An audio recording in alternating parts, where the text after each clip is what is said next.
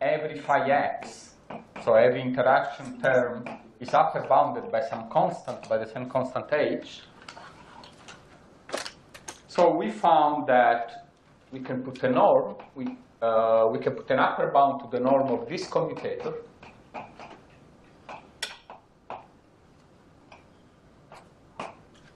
And we wrote the bound in this way. 2a b e to the, so we have this bt minus d a b. Okay.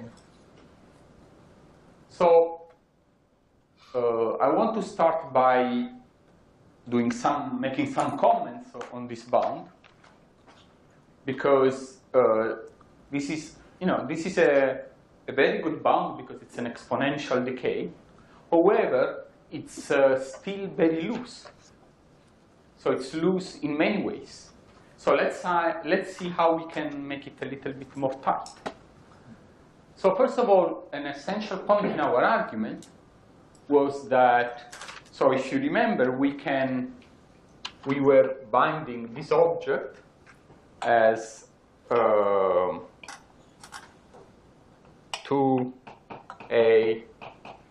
b, and then we had some series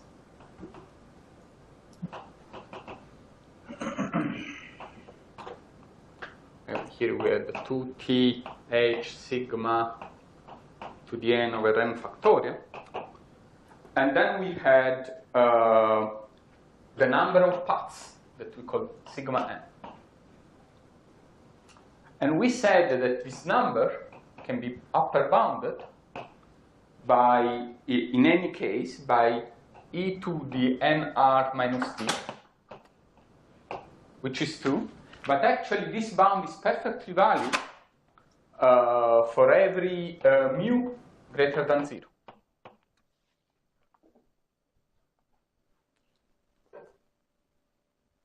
So for the same argument that we said yesterday, this object is still greater than 0 in any case, and still greater than 1 when the nr is larger than d. Okay, so this is all we need for every mu greater than 0. So what this means that our bound becomes it becomes this one, yeah, a mu here, where now v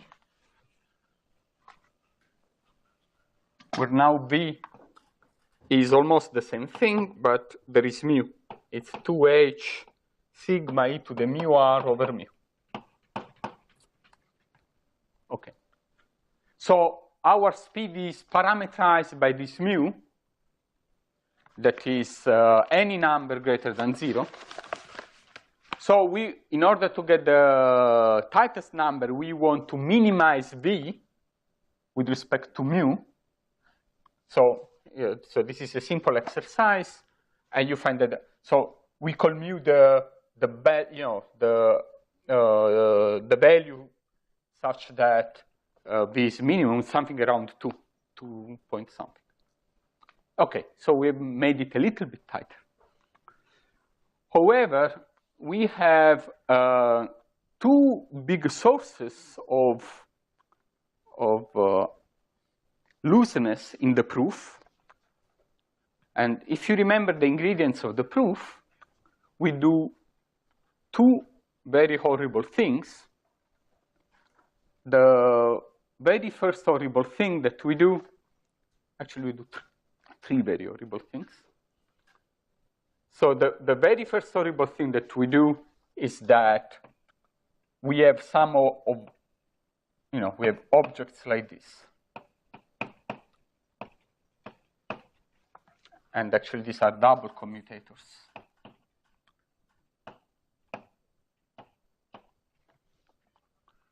And when we bound, first of all, we keep taking inside these norms. And then when we take them inside, then we take them inside, also inside the commutator, so that in the end, we get things like 2a, b, and then times 2, c, and so on and so forth, right? So by taking the norm of the commutator, we are, and without looking what these operators do, but you see, we have the norm of the sum of the commutators. So by applying continuously this triangular inequality, so we are denying the possibility that these terms cancel partially, which can happen, which will in principle happen. But we are just doing an upper bound, so we don't care, because it works as an upper bound. However, it is loose. Okay? The second very large source of looseness is in this one, because we have,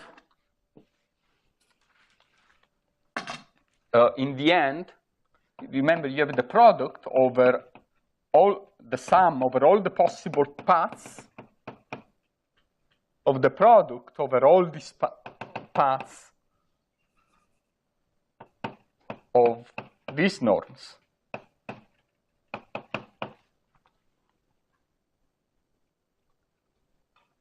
And so this is a path of length n.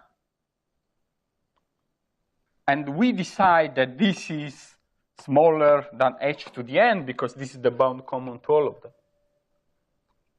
However, this is very, very loose, right? Because maybe you have one of them that is very large, and then it rules on everything. So let me give you a concrete example. In one of the next lectures, we will see that there are lattice models, for instance, a square lattice,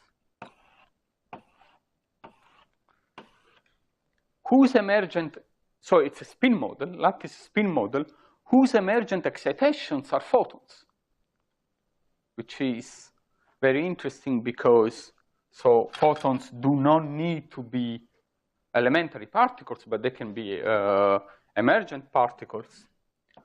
And the Hamiltonian will be written is the sum of two local terms. One is like a plaquette term, means it couples these spins. And it has some coupling constant that I will call H1. And the other term is a link term that only contains one spin. So I am putting the spins on the edges of the lattice. I have a Hamiltonian that is basically the sum. So this will have a coupling H2. And my Hamiltonian is the sum of these two local terms. Very simple. Like a very simple Hamiltonian. I'm not telling right now how these spins are coupled, because it goes beyond our goal right now. And light happens in the limit of H1 much larger than H2. So in this limit, the emergent excitations, one can show that they are photons, okay?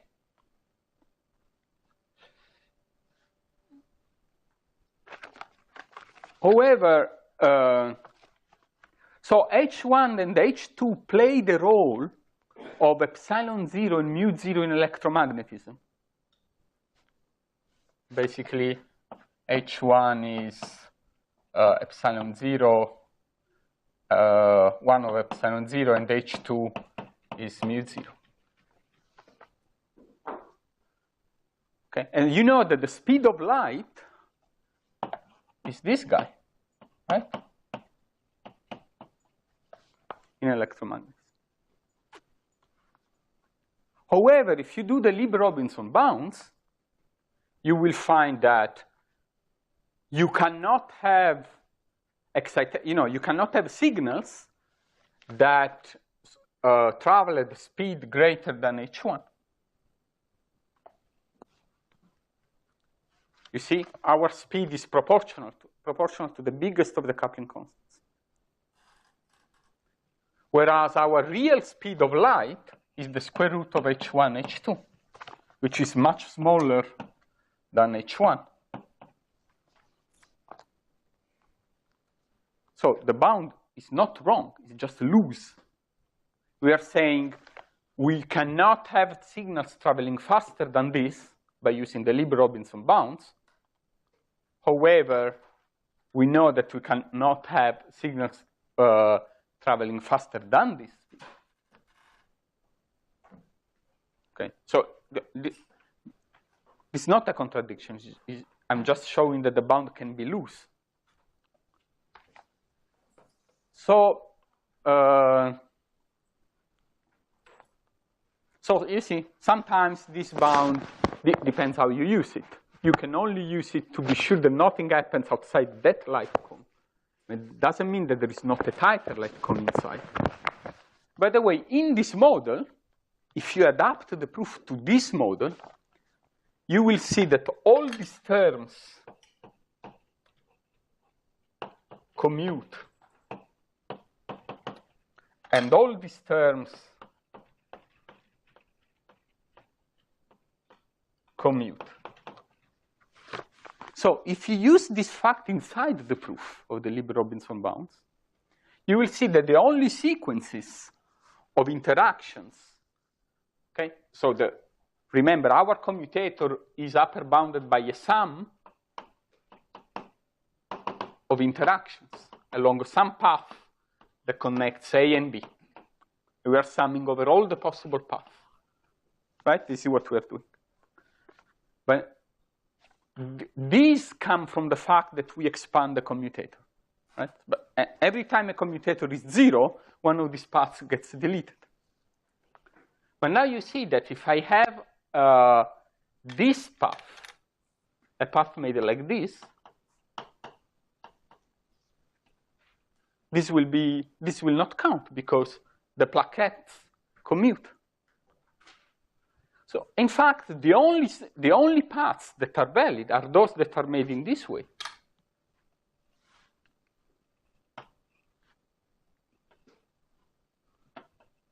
And so on and so forth, right? I have a plaquette, a link, a plaquette, a link, a plaquette, a link. So this means that I can upper bound the only paths that count.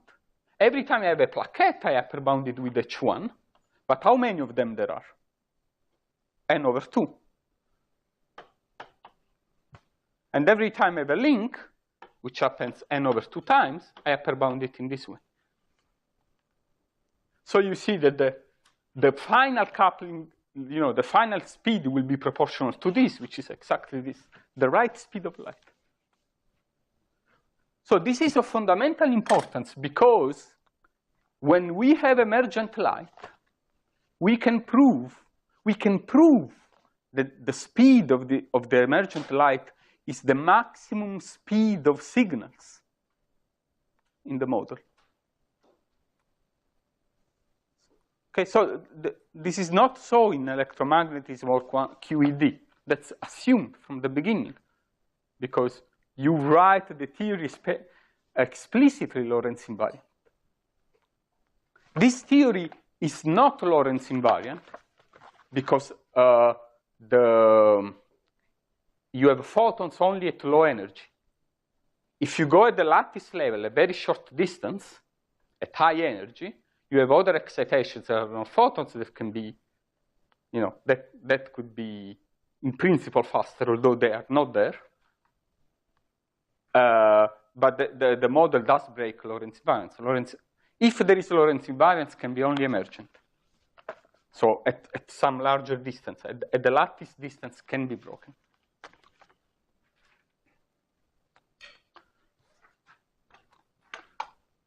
Okay.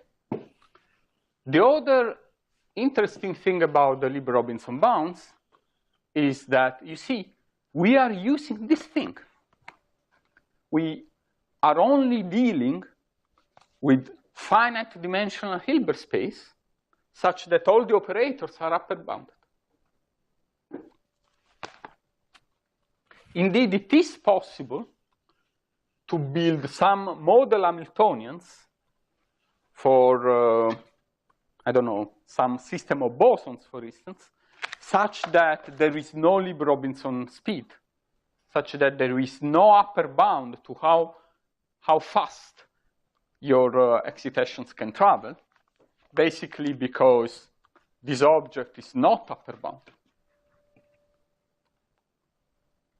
So we want to understand how reasonable is this assumption,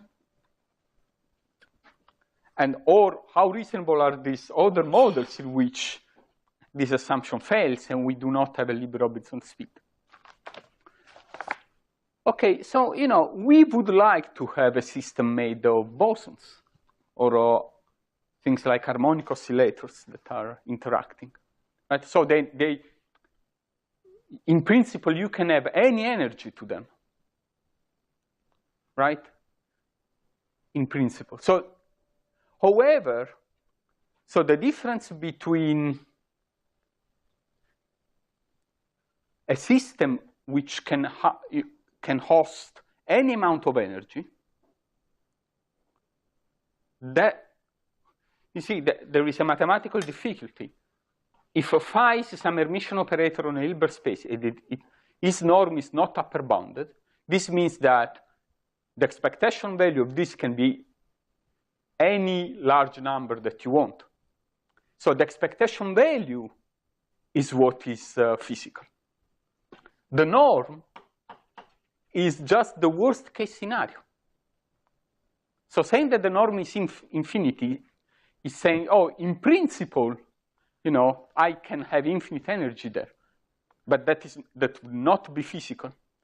However, the only way to have a system that does not have an upper bound to how much the expectation value is to have a norm infinity.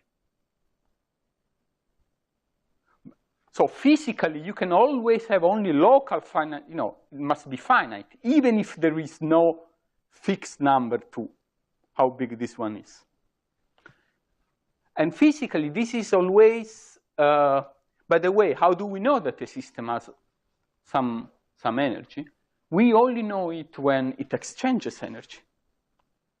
So it is only energy exchanges that we see, like for instance, when we look at the spectrum of an atom, we see the energy of the photons that have been emitted, right? We always, in other words, we always see energy gaps. Energy is not defined, absolutely. It's always a difference of energy. So here energy is exchanged in interactions, and the interactions is a commutator. So what must be physically bound is the norm. If a norm must be physically bound, is the norm of a commutator. This is an overkill. This is too much.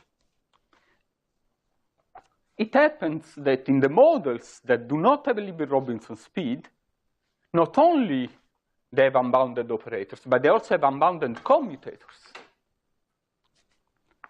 So the question is, if we have a system with unbounded operators, but such that every time they exchange energy, they exchange it in a finite way, so the commutator is bounded, can we still have a Lieb-Robinson bound? Well, the proof as it is doesn't work. So is there another proof? So the answer is yes. So it has been proven, and it's much more complicated and hairy, but you can prove that you get a Lieb-Robinson speed by bounding just the commutators. Okay, yeah. Why can we say that the commutator is something representing the exchange of energy? Like it is change of order of measurement. Because of the Schrödinger equation, because of the Heisenberg equation, evolution only happens, evolution is a sum of commutators. Which is, in fact, what we have done in the Lieb-Robinson proof. If you have a system where nothing commutes, it's then there is no evolution. The Heisenberg equation just represents how the operator changes with time. It doesn't really tell that there are two different systems, and two systems are interchanging some amount of energy through some channel. So it is not. So whatever you can observe is some Hermitian operator, and this proof is for every Hermitian operator. If they are evolving, means they must not commute. So if you have, for instance, some quasi-particle, means that you can follow the local energy density of this quasi-particle along the chain. This is what it means. So it is within the scopes of this theorem. Another comment about the fuzziness, okay? So you might be tempted to say that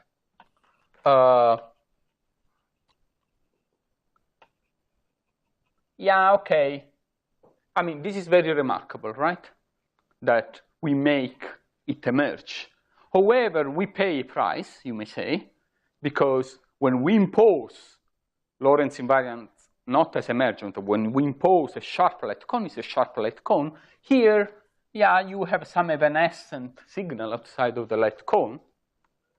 However, it could be not observable, right? Because it decays very fast. So it seems that we actually do pay a price, right? We don't get the real thing, it would seem. So question, why do you think we don't get a sharp light cone?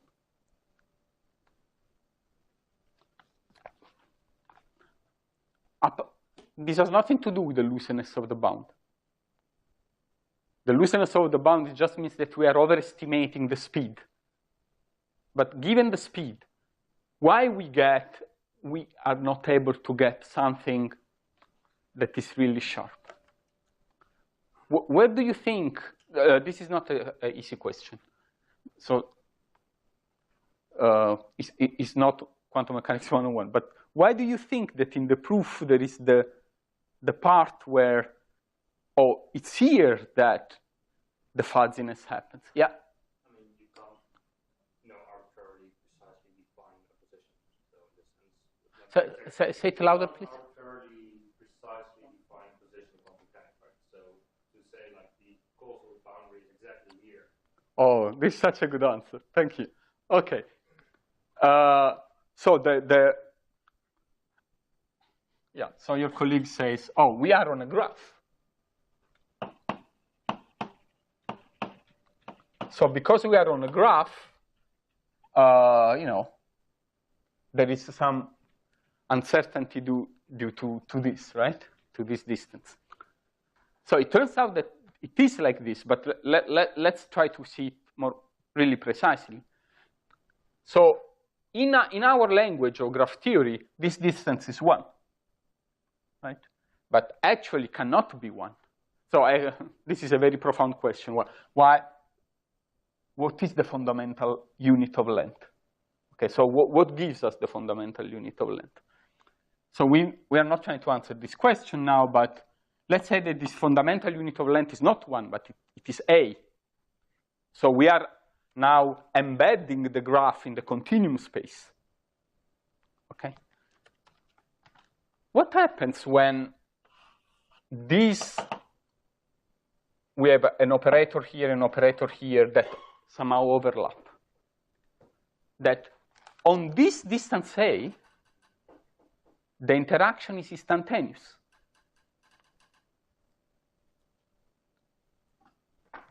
So we have a sort of action at a distance, at a short scale distance, because we are basically neglecting the fact that there is a real distance between two objects that are nearest neighbors.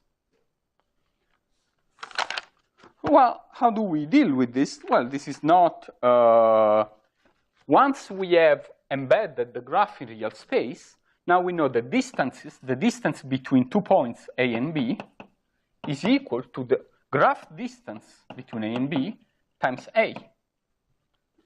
Right?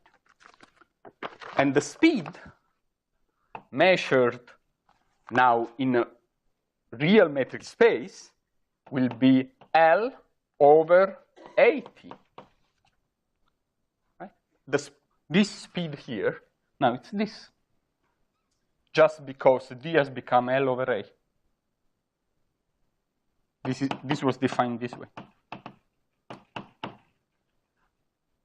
Okay?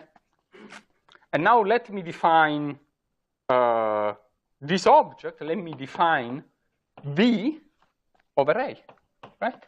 Because V tilde is L over T. Right? The speed that we actually can measure, not in graph distance, but in the real distance, L over T, and then there is this constant A. Well, if I plug this thing in there, this becomes, on the lattice, becomes, apart from the prefactor, e to mu over A, V tilde T minus L. Okay. So this is perfectly valid. Now imagine that we go to the continuum limit, or at a very large distance, which is the same thing. So either we send A to 0, or we consider L very large. So in high energy, people like to think that they're sending A to 0, so everything is continuous. So let's think in that way. If we send A to 0, now you see that this becomes sharp. In the limit A to 0, this becomes sharp. So the only fuzziness comes from the fact that it's a lattice model. In the continuum, we do have a sharp light cone emergent. So we're not really paying a price for not starting with a relativistic theory.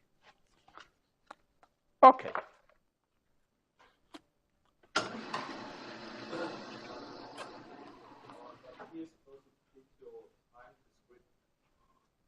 No, time is not discrete.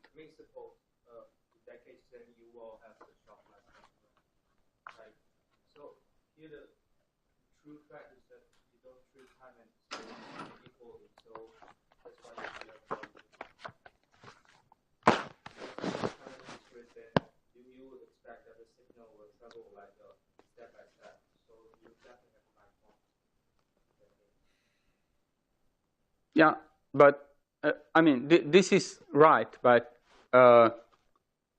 it's. I wouldn't say that the reason is because we do not treat space and time in the same way. In fact, I don't know. So in fact, I don't even know how I would manage to do this proof with a discrete time. So, okay, so this is an interesting question, but I don't know the answer. So this is a proof that is contained within the framework of non-relativistic quantum mechanics, in which T is continuous and is very well defined, and it's common for all the observers, etc. So in fact, I'm not saying that the theory becomes Lorentz invariant. I'm just saying that it gains one of the characteristics of a Lorentz invariant theory, that is the light cone. Okay, so let's see some applications. So the first thing that I tried to argue in perturbation theory was that if we bound the commutator, then we cannot send signals away from outside from the light cone, right? But now we want to see it precisely. So let's prove no signaling. Again, by no signaling, I mean that the signal is evanescent and decays exponentially, and is 0 in the continuum limit. Okay, so how do we prove it? So the proof also is very instructive. So imagine that we have a region A on which we can do some quantum operation, and the region B where we can read out, we can make measurements, we can read out some outcome from some experiment. And the rest of my system is called C. Okay? So for us, to do a signal means to start from a state that I call rho 0, and just to make sure, I write A, B, C here to make it clear that the support of this state is the whole space. So we have any state on the Hilbert space of A, B, and C.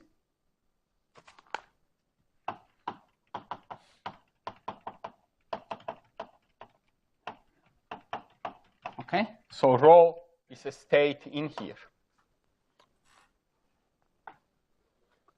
Then we do some quantum operation only in A. So what does it mean? How do we model a quantum operation in A? We do some operation that we label by K. So K, this label just means I can do different operations. And it has support on A. Well, for the sake of simplicity and just to make the proof simpler, we can assume that U is unitary. We can do the proof also without a unitary operation. But let's assume that what we do is to rotate some degrees of freedom. So we do a unitary operation on A. And we use the label K equals 0 for the do nothing operation. So we do nothing on A. So U0A is the identity on A. Okay? So after we do this operation, we have our input state. It's our signal that we want to send. So our input state, that is still a state on ABC, now is labeled by K because it depends on this operation, right? So it's UK A rho 0 U dagger K A. So it is what happens to the global state after I've done an operation only on A. Very well. Okay. Now we have some Hamiltonian, H, that is the generator of the time evolution. And as we know, this UOT, let me spell it out here for now, then I will drop it. We just learned that even if the Hamiltonian is local, the time evolution is non-local, right? Because I'm exponentiating. So U has support everywhere. So mind that this U is not the time evolution, it's our operation, and it is local. And this one is the time evolution, it's a support everywhere. Okay? Okay. So now we wait a time t, and then we want to make an experiment on B and read out something. So what is the state that contains all the information about all the possible outcomes of experiments on B? Is the so-called partial state on B,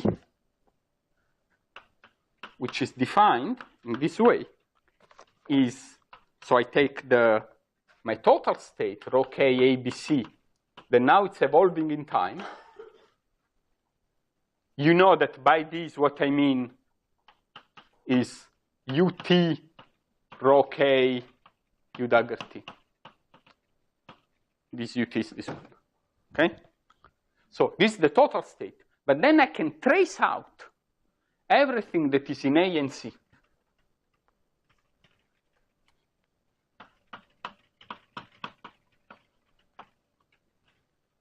After I do the trace, the marginal state represents all that we can measure on B. In fact, it's a very simple exercise that at least once in your life you should do, that if I take an observable with support in B, and I compute the expectation value of this observable in this state, or in the total state, the expectation value must be the same.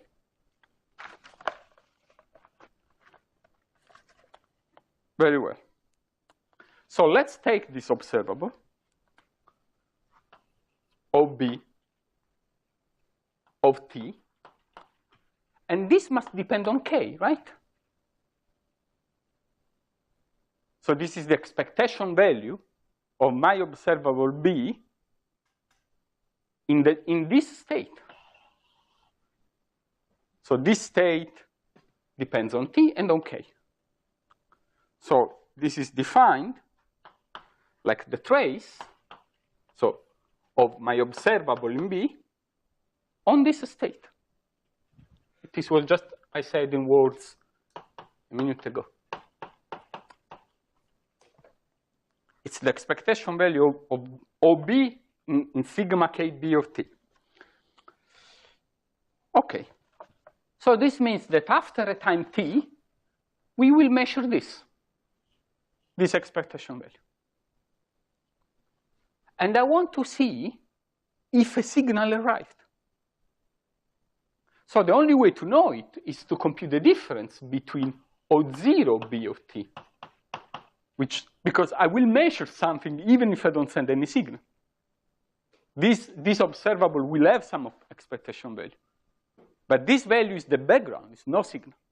So you want to measure this quantity.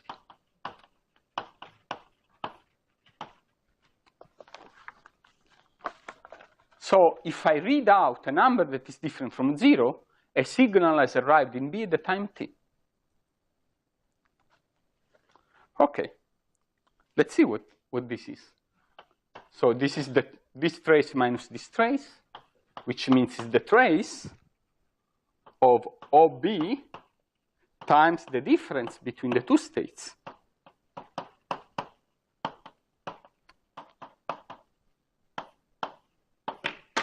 Oh. Okay. So now you see that I can pull out the U's from here. So this is equal to the trace of OB U T delta sigma U dagger T. By delta sigma, I just mean the difference between sigma 0b and sigma kb at time equals 0. But now these are inside the trace, so I can put this. I can cycle them. I can put the U dagger in front of everything.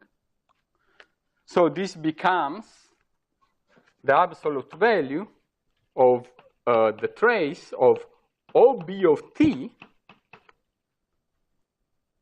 times this delta. Let me write it as it is, rho K. Oh, it's sigma 0. However, this exercise that you do once in your lifetime tells you that this expectation value, as I said, is the same if you take it in the partial state or in the total state. Yeah. We have taken out the time evolution of the partial states. But given that the Hamiltonian, sorry, that the unitary evolution will not necessarily be separable, that means that sigma does not actually evolve unitarily. It may evolve. You're very right. I made a mistake. Yeah. No, you're very right. So you're very right. In fact, this is a bad mistake. So what it means is that what I should do is that from the beginning, at this stage, so before I take it out, at this stage, so thank you for your comments. So your colleague is right. I cannot assume that, so I can still take it out, but after the trace, I cannot assume it's a unitary operator anymore. This is what I cannot assume. However, what I can do is that at this stage, I can use rho. Because I'm measuring them on OB. At this stage, I do this. And now I take out the U's, and now they are unitary operators because they're not partial. Very good, very good. So this now, it must be this. Okay. I'm a bit confused about the notation. So is the rho represent the rho ABC here? It's all here. Rho 0 is this. And rho K ABC is this guy that I will also call rho K of T. So for me, the rho is the total state on ABC, always. And the difference between rho 0 and rho k is the initial condition. So may I understand it as like you extend the operator OB into the ABC space by tensor product and identity? Oh, but yeah, but of course. So we know from the beginning, every time I write something, it's like when I write this, because this is an operator on the total Hilbert space, what I mean is always this.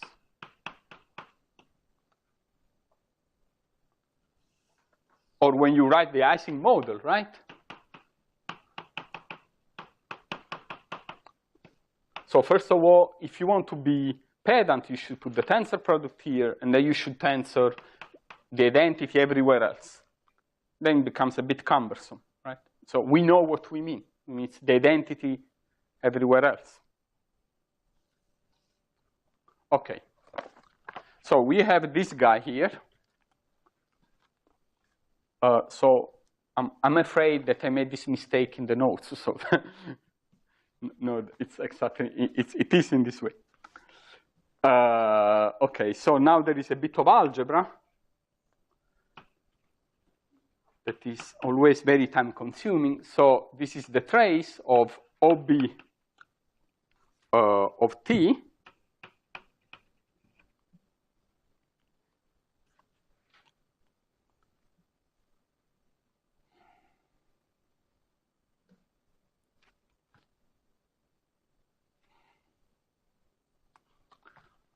Okay, you will find the passage in the notes. I don't, because I have to prove something else. So this is just algebra.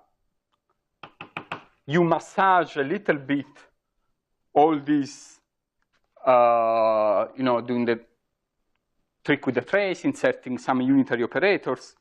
In the end, what you find is that this is the absolute value of the trace of rho 0 UK dagger A times the commutator of OB of T commuting with UKA. So it's this trace, absolute value. So it's the expectation value of this operator. So any expectation value is upper bounded by the norm of this operator. So I can just take the norm of all that is inside here. But this is a state, so this is norm 1. This is a unitary operator, so it has norm 1. And this is the commutator that we want. It's OB of T, UKA. So you see, this is a norm, the norm of a commutator between an operator with support on A and my evolved operator that has initial support on B. It's exactly what happens in the Lieb-Robinson bounds. So this one is upper bounded by e to the minus dt minus d over some number xi. So there is no signal. This difference, that is the signal, must decay very fast outside of the light cone, and in the continuum limit is 0. So no signaling.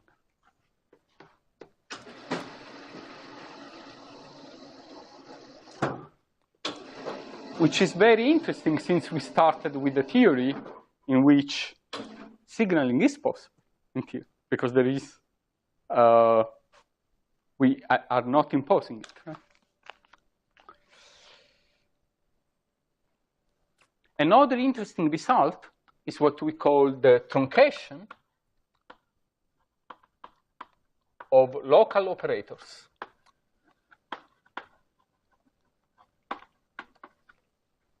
So what do I mean? I have a local operator OA, and then I have my UT that is non-local. And all our problems were starting from the fact that when I evolve OA, this is UT OA. Let me put some caps.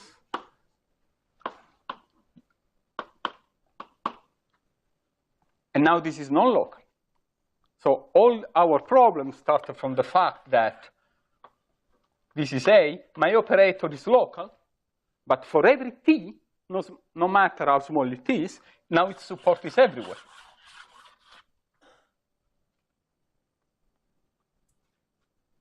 And what we've proven is that, the support is everywhere, but it almost commutes the same, even if it is away from the light cone.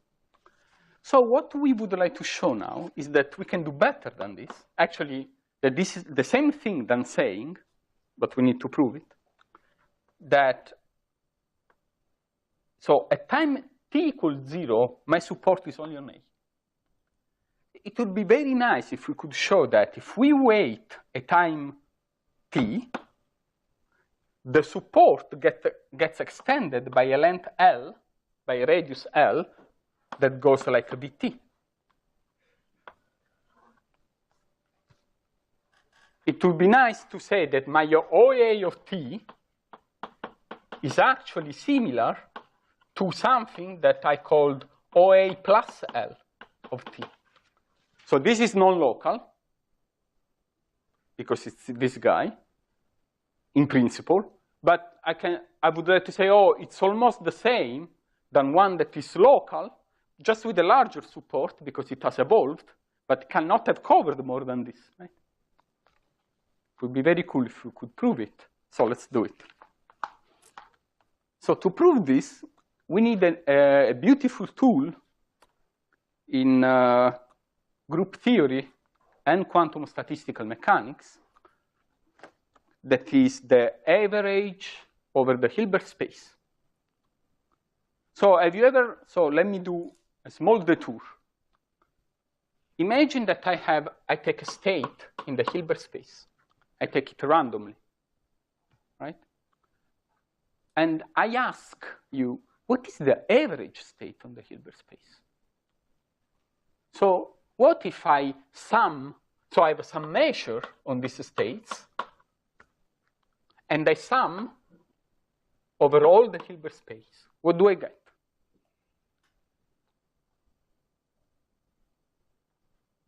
So in order to do it properly, I actually cannot do it like this, because this looks like a coherent superposition, right?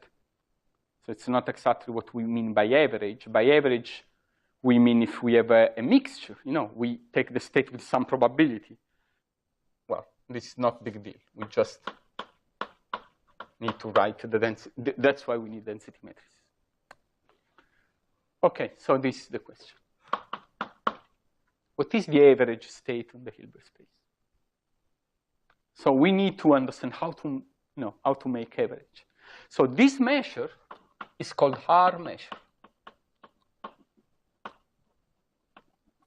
It's the unitarily invariant measure on the Hilbert space. Its only property, relevant property, is that it's invariant under unitary operations. And by the way, because for every state psi, there is a, so actually for every pair, psi and psi prime, there is a unitary operator such that psi is equal u psi prime. Averaging over all the states is the same thing than averaging over all the unitaries.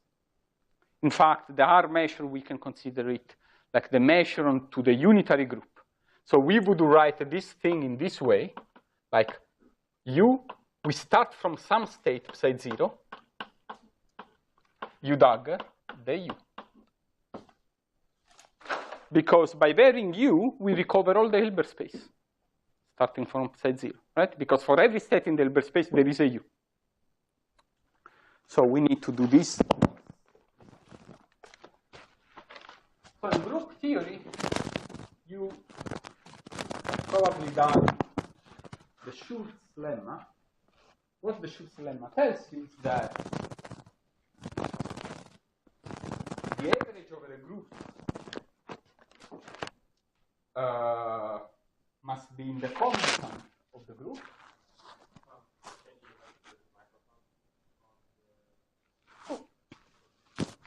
Okay. So something went off the record. All right.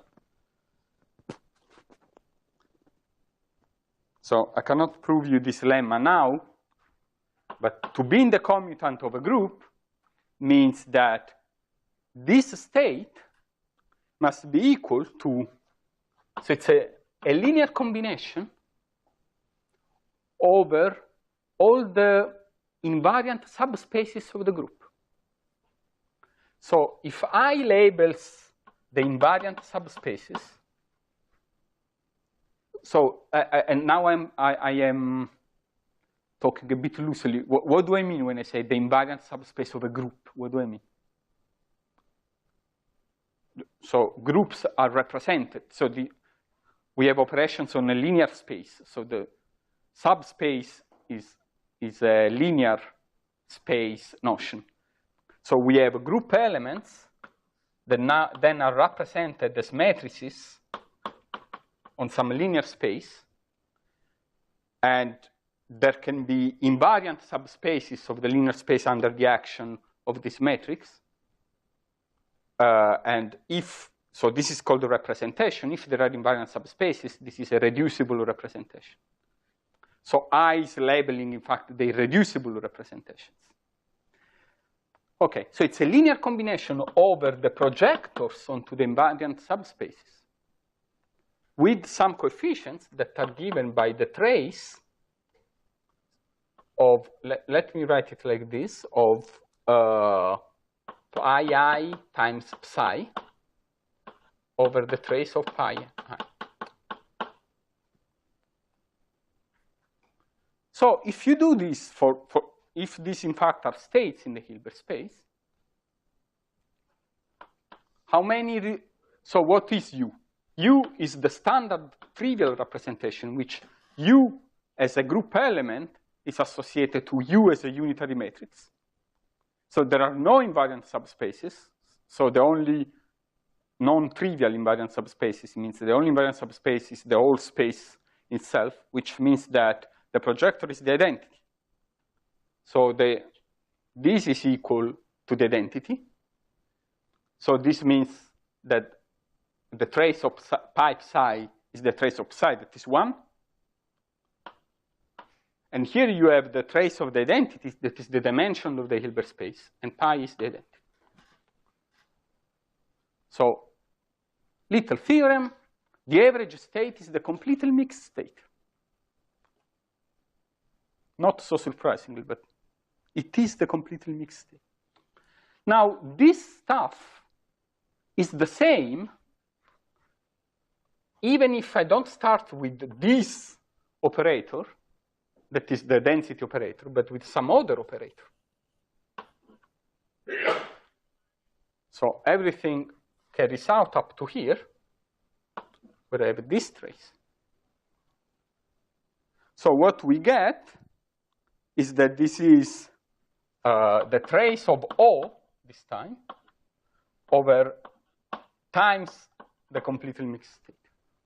So let me call this number C.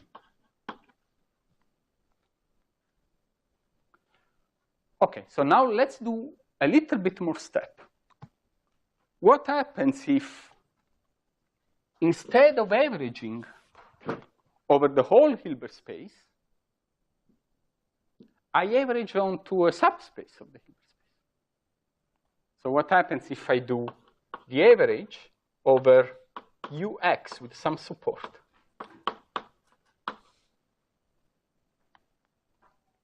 Well, what you get is, so actually it's the same proof, but the result is, what you get is that you get O. So you trace out the complement from X. So this does not get averaged.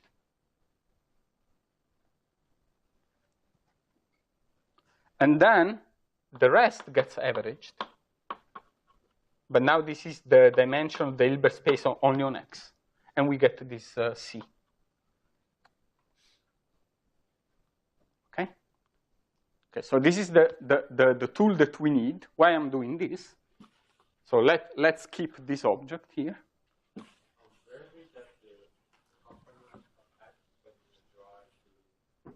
Sorry? How did you get X bar here? Like, is it like trace of Yeah, so I'm saying that the Hilbert space is Hx tensor Hx bar.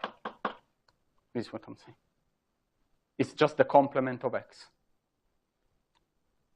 So what I'm saying is that when you do this average, basically you leave the X bar alone because I'm only averaging on X. One can prove this. Okay. But now, so you see, we see that the partial average is something that we like because it's something that is the identity somewhere, and then it's local. Okay, so how do we use this? So let's use it in this way. So let me redo this drawing. Let me call this A, this is L, and this is S. So for me, S are all the spins that are at some distance between A, the spins that is greater or equal to L.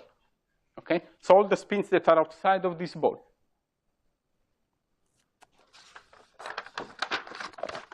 Very good. And now I want to define this operator here in this way, in a very natural way. So I define this guy, the one that has only support on here, in this way. I take my real operator OA of t,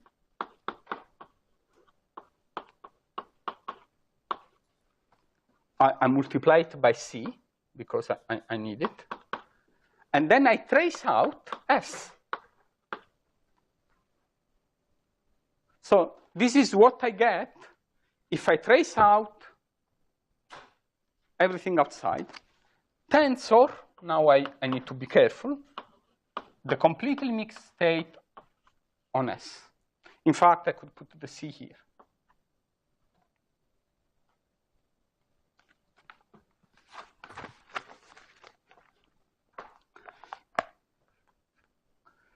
So you see that this is equal to this guy where we have done S.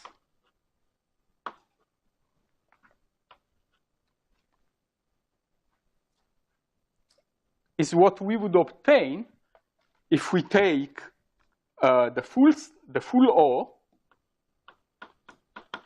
and average over S. Very good. So we can write now that the difference between my OA plus L of t and my full OA of t in norm is smaller than the integral over the mu US of the difference between this guy, US, OA of t, U dagger S, and OA of t. This is what we did.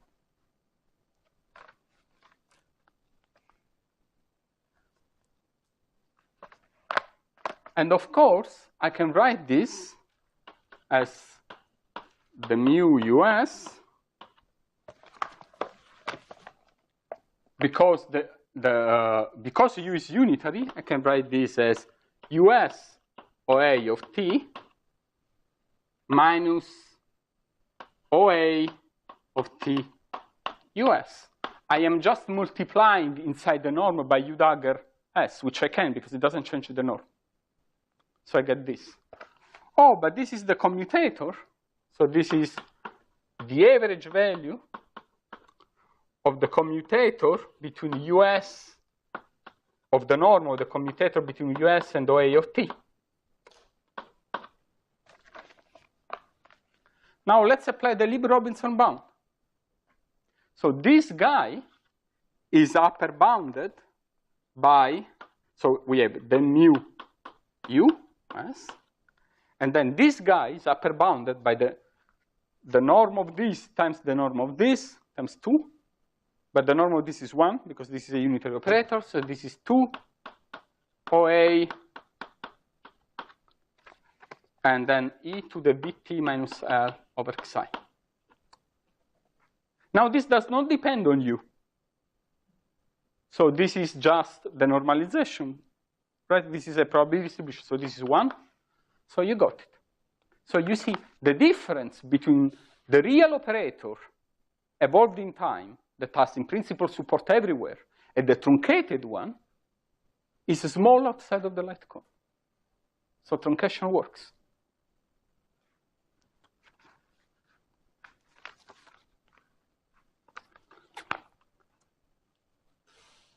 So in the next 3 minutes, let me show you that this also implies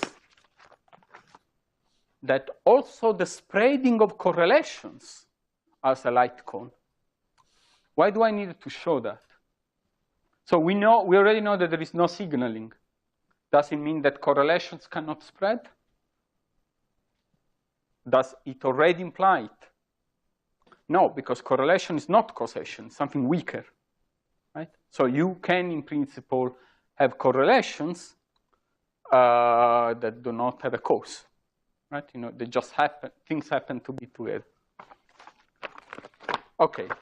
So let's show it.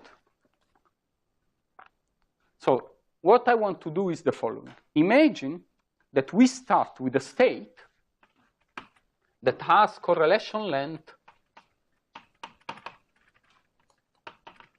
chi. Chi? Yes, chi.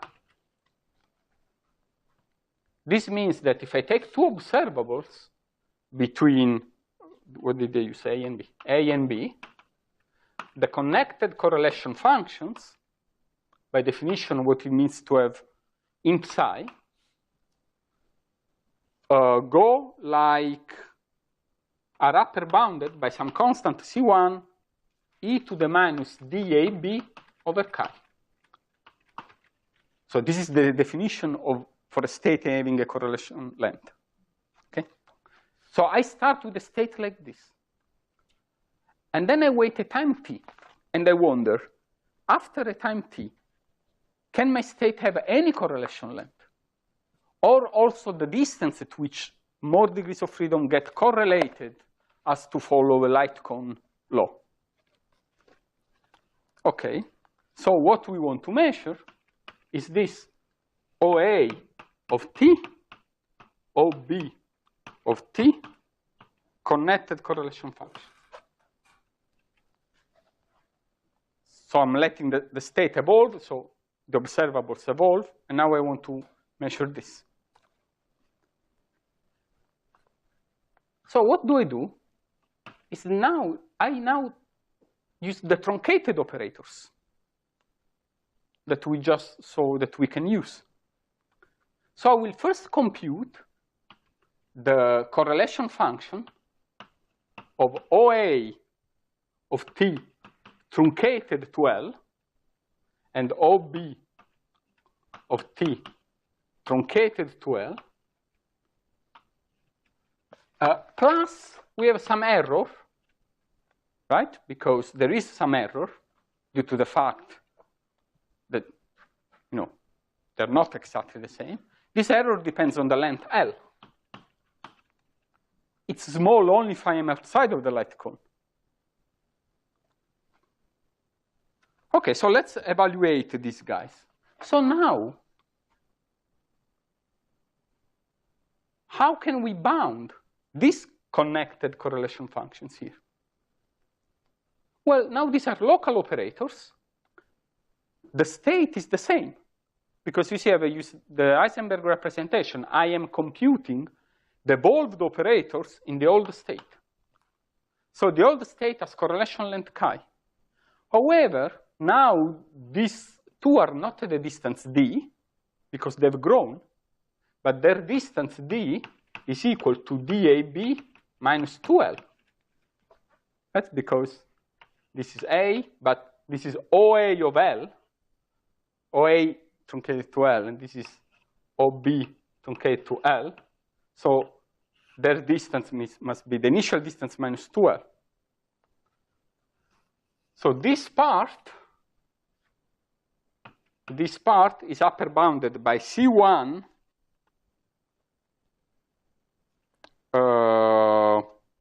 e to the, what is it, minus DAB minus 2L over chi.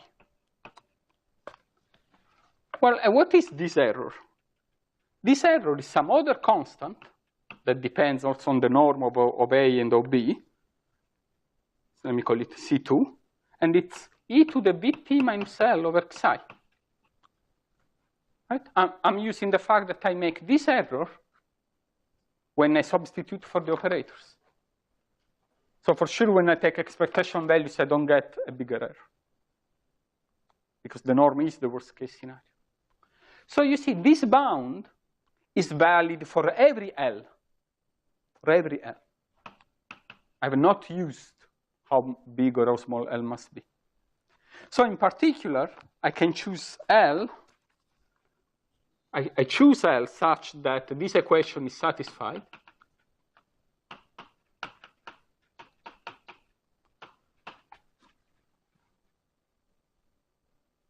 And then now I solve for L and I plug it in here, which takes 5 minutes, so I don't do it.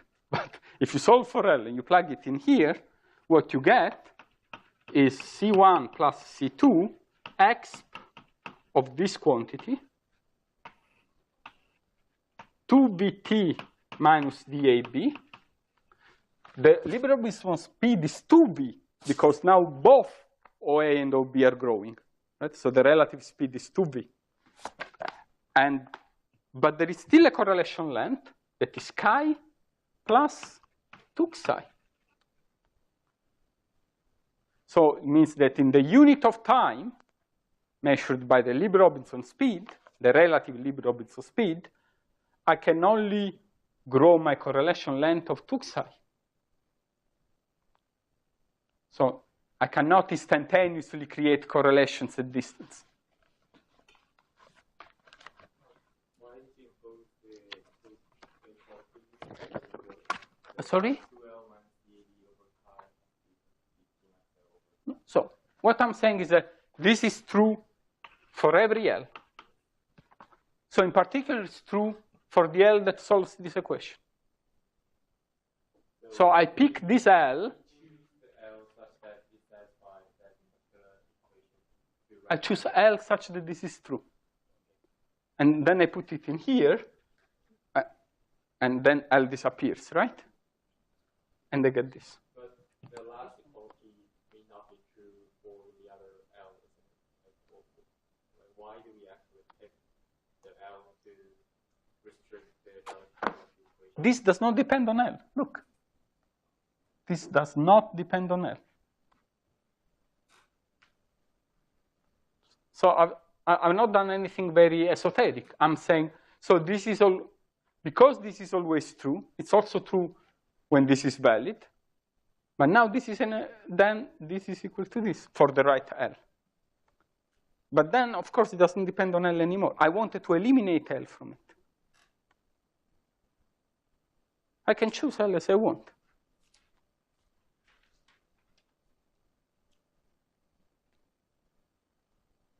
I can choose to truncate where I want to make the bound, right? So I truncate in a way such that I know that this expectation value is smaller than this quantity. The truncation is it's a virtual process, if you want, in this proof.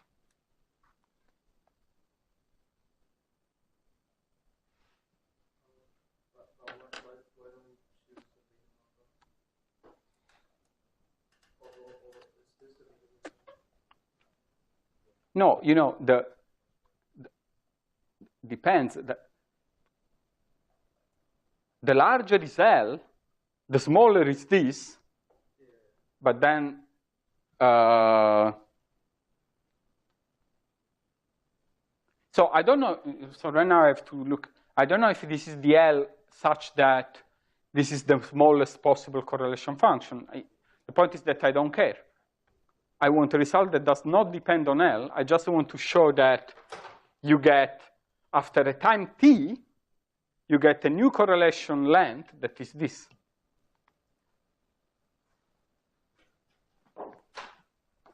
This is what I want to show.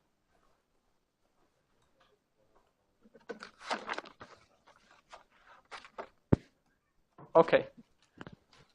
So tomorrow we will use all these tools that we'll learn. So all these things to prove the theorem that if you have a gap, then correlation functions decay exponentially.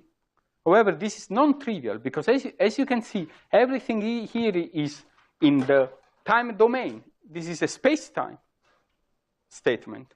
But that theorem is only space. You know, the correlation functions decay exponentially in space, not in space-time.